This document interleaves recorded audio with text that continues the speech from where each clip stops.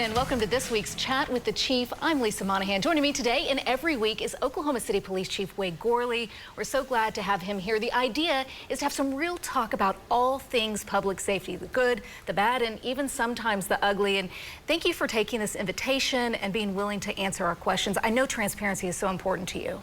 Yes, thank you for having me. I appreciate the opportunity to be here.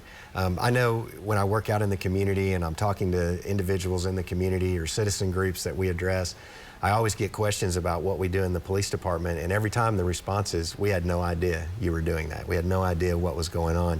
You need to do more to get the word out. And so I'm hoping this will help us do that through our social media and then now through mainstream media avenues. I'm hoping it'll help us just allow people a little more of a look inside their Oklahoma City Police Department. Well, we're thrilled to have the opportunity to have these types of discussions. You know, I've had the opportunity to talk with a lot of people working out in our community. They're going to work, they're going to school, they're going to church, and there's a concern right now, the major concern, these mass shootings we're seeing across the country, and they're getting closer and closer to home. You know, we just saw what happened in Tulsa at St. Francis Hospital community, and so a lot of people are thinking, what happens, what will police do if this happens here?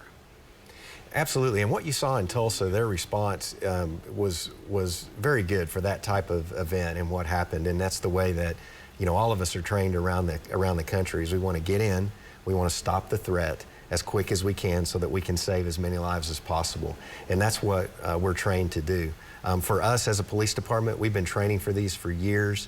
It started, you know, back after Columbine. All police departments around the country began to look at their approaches to these active shooters, and it's not a tactical team assemble and that kind of thing. It's the first officers on the scene have to go in, and that's the way we're trained here. We created what's called a reality-based training unit last year, and part of that training, they continually train officers on how to respond to these type of events and how to work together, how to communicate.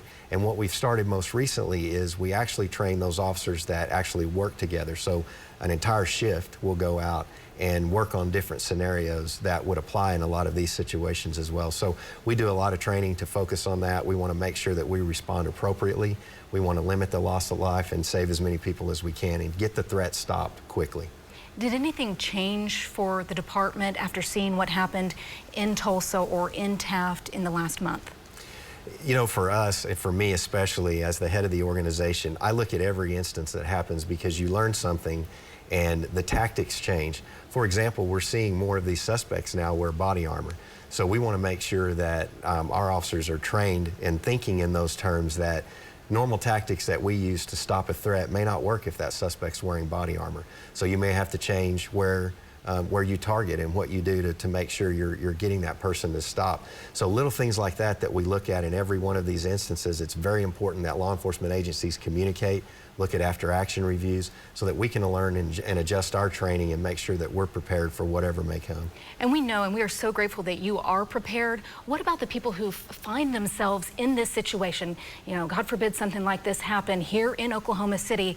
What would you tell people to do if they find themselves in this situation? The national standard that you'll see that has been taught for years is basically you have three options when something like this happens. Your first option and your primary goal should be run. Get out of the building, evacuate, call 911, and stay on the phone so that we know where you're at, where the potential threat is inside the building. But if you can, that's what we want to be your first priority, get out of there. If you can't get out of the building, you don't know where the shooter's at, maybe you can hear the gunshots and you don't feel safe trying to run and get toward an exit, then we want you to hide and barricade yourself in a room and use whatever you can to barricade that door. Maybe move a copier or something in front of it, make sure it's locked. Statistics show that these individuals want to inflict as much damage as they can, as quickly as they can. So they're much more likely to pass by a locked door rather than try and spend time trying to enter in that. So hide and barricade yourself in a room, and again, keep the line open to 911 so that we know as much about what's going on inside there. And then your last and final option is just if you have no choice, this subject is in a room with you, and no matter what happens, you're going to be a victim at that point, then you do everything you can to avoid that.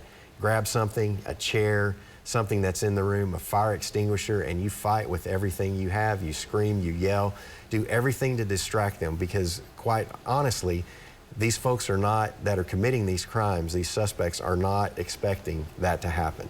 So if you can do anything to kind of switch gears in their mind and catch them off guard and get them to stop what they're doing and stop that threat, you really, at that point, you have nothing to lose.